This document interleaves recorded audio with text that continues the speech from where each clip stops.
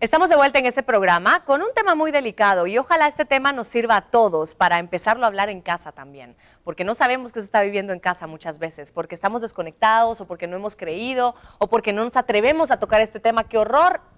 Qué horror es no saberlo y que años después usted se venga a enterar que algo le estaba pasando a su hija. Imagínese qué doloroso.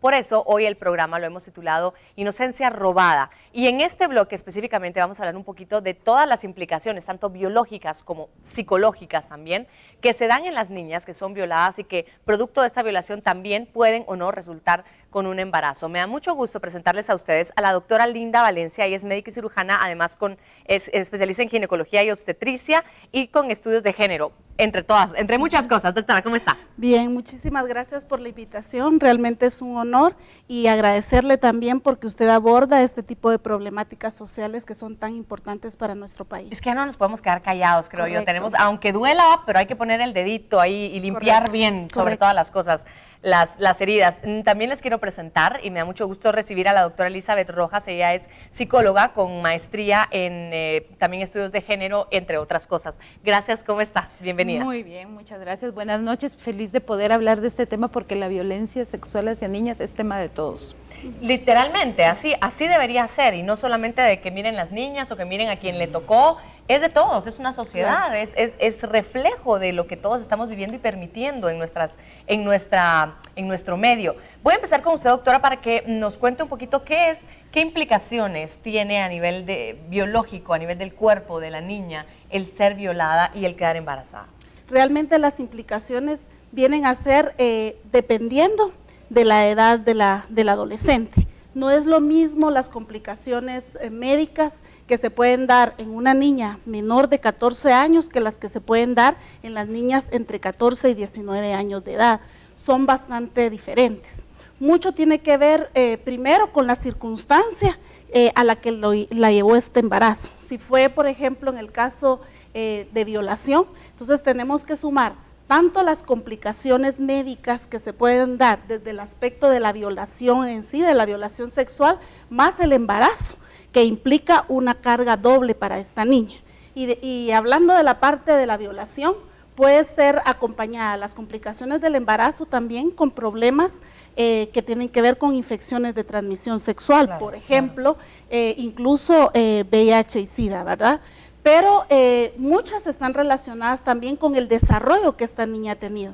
Recuérdese de que una niña en la edad de la adolescencia está completando su desarrollo físico y hormonal.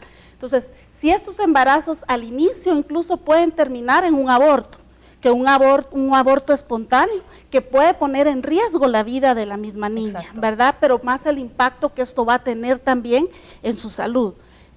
Si esta niña no termina el embarazo en un aborto, pues precisamente tenemos todas las complicaciones derivadas de este embarazo que se va a dar, desde las físicas, donde vamos a tener problemas durante la etapa del embarazo y problemas principalmente en el momento del parto.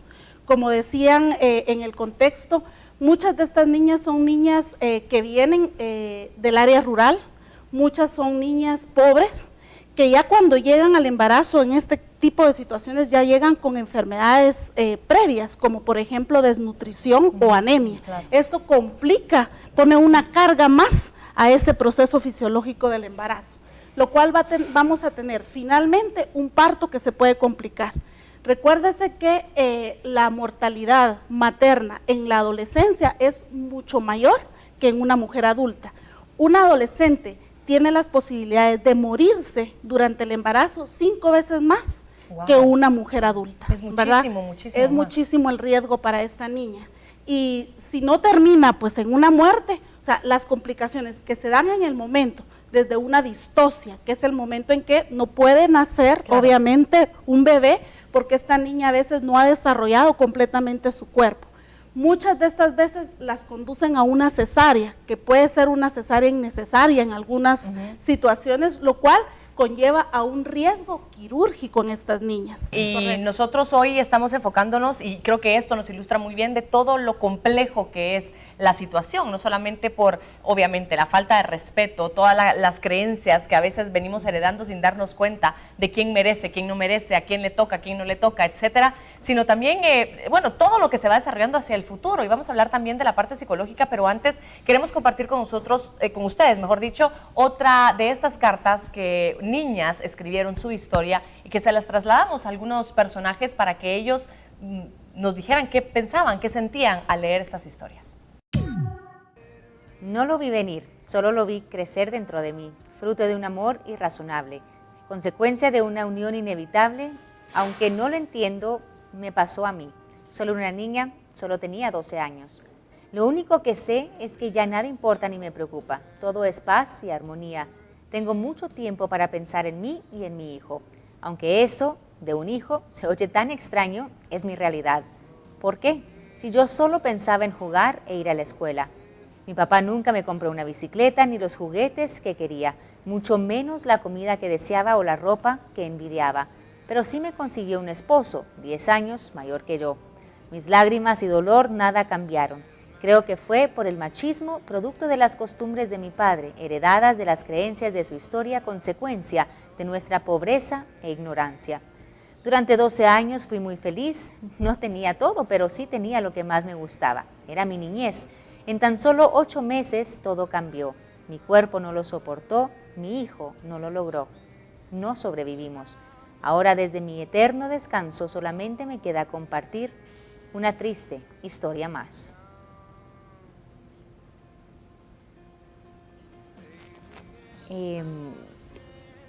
Es lamentablemente una dura realidad que enfrentamos en nuestra Guatemala. Últimamente hemos escuchado muchas noticias, muchos reportes que sí nos hablan de esta realidad de niñas muy jóvenes, embarazadas, precisamente por eso, por ciertas costumbres, o de menores de edad que son violadas, abusadas por sus mismos seres queridos, personas que tendrían que ser de confianza, personas que tendrían que protegerlas, y yo creo que son de los casos más difíciles de entender y de comprender en nuestra Guatemala. Es necesario. Es una tarea de Estado realmente, no solo de las autoridades, sino de toda nuestra sociedad, el cambiar este panorama para estas pequeñitas, porque yo leo esta carta, me pongo a pensar en mi hija de tan solo 4 años y digo, no es posible, no puedo concebir la idea de venir y a los 12 años darle en matrimonio y bueno, que fallezca a raíz de un embarazo, una de esas muertes también, que también se podrían evitar. Y usted puede detectar también a través de estas historias cómo la parte psicológica definitivamente juega un papel importantísimo, y por eso, Elizabeth, gracias por estar con nosotros.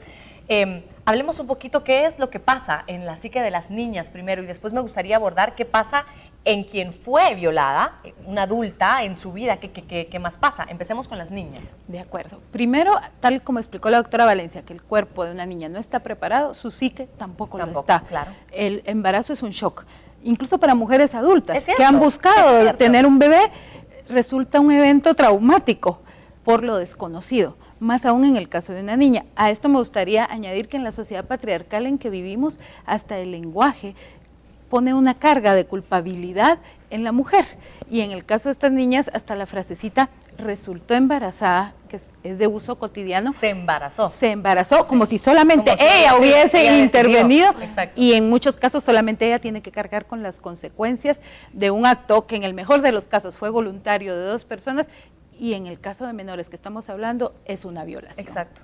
Entonces el violador es no mencionado, es exculpado, pero la niña tiene que afrontar este shock, no solamente en su cuerpo, sino a nivel emocional y mental también, para el cual no está preparada. Y además enfrentarse a la evidencia, que es el bebé, y que va a estar ahí permanentemente con ella, recordándole el momento. ¿Qué sucede en nuestro país, donde no hay una cultura de la salud mental?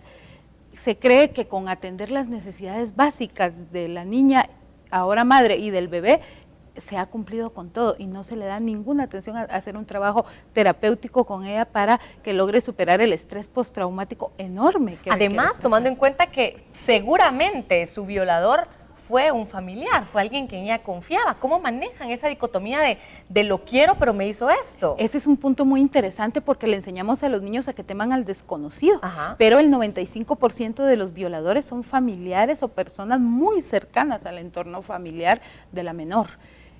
Y regularmente se le dice a la niña que se calle, aun cuando lo dice, aun cuando supera el temor, porque claro, hay una secretividad de parte del violador a decirle, no vayas a decir esto, porque si dices esto le voy a hacer daño a alguien o a ti. Exacto. Incluso cuando lo dice, la gente misma de la familia muchas veces hace alianza con el violador y dice, tú tuviste la culpa, o eso no puede estar pasando, o eso no es cierto, y continúa el violador viviendo con la niña violada y con el producto de esa violación.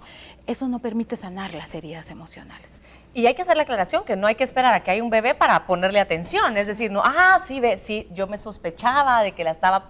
No, o sea, desde el inicio es que está sucediendo algo. ¿Qué pasa en un futuro? Estas niñas que son violadas, ¿qué pasa en el resto de su vida? ¿Cómo es su desarrollo psicológico cuando se convierten en madres, si es que se convierten más adelante en madres o forman una familia? ¿Qué pasa con ellas? Esto tiene secuelas para toda la vida.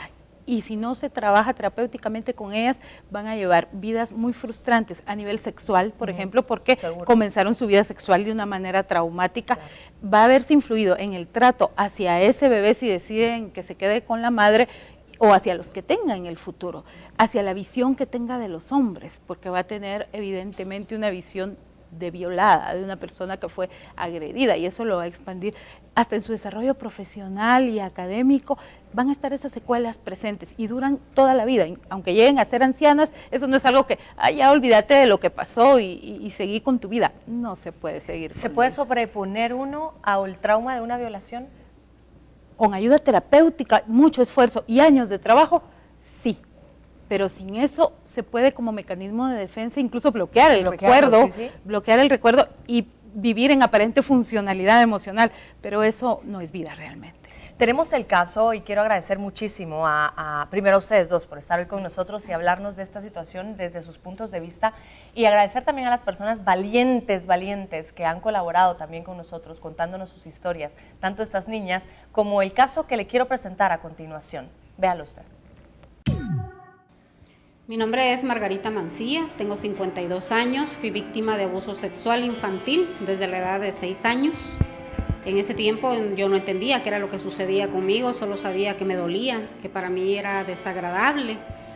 Y por otro lado, que no podía decir absolutamente nada porque eran amenazas de todo tipo, incluyendo la amenaza de que mi papá lo iba a matar, porque era mi hermano quien me abusaba, que iba a matar a mi papá si yo le decía a él lo que me estaba sucediendo.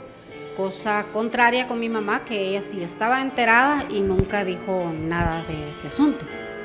Empieza porque a la edad de 12 años él ya tenía bastantes tendencias de alcoholismo, y en ese tiempo pues el alcohol no le era tan accesible por la edad que tenía. Sin embargo, ya esa tendencia él la tenía, y cuando a veces lograba tomarse algún trago, pues era peor todavía.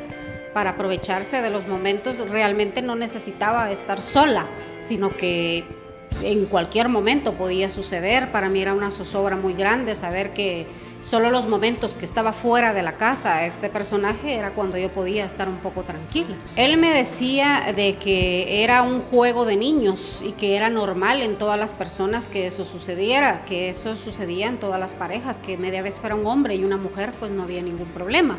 Fue un proceso bastante doloroso y traumatizante por el silencio que había que guardar, y que la persona que estaba enterada y las demás personas que en su momento estuvieron enteradas en el transcurso de todo ese tiempo nunca me apoyaron, no me creyeron. Hasta la fecha dicen que soy mentirosa, que soy hipócrita, porque no creen lo que me sucedió y que haya tardado tantos años el abuso hasta llegar al extremo de pedirme que quería tener un hijo conmigo. Afecta en todo el transcurso de la vida, se aprende a vivir con el dolor y va uno entendiendo de que tiene que salir adelante. De hecho, esta es la razón por la que quise estar aquí en este programa, para que muchas personas sepan que a pesar de todo este dolor y de los traumas que ocasiona, podemos seguir adelante, especialmente con la ayuda de Dios y de las personas que nos aprecian. y que sirva como un mensaje también para todas estas madres de familia, especialmente, que muchas veces no creen en lo que dicen los niños. Hay que saber la diferencia entre una mentira de un niño y cuando un niño dice que está siendo abusado, porque eso no se lo puede inventar un niño.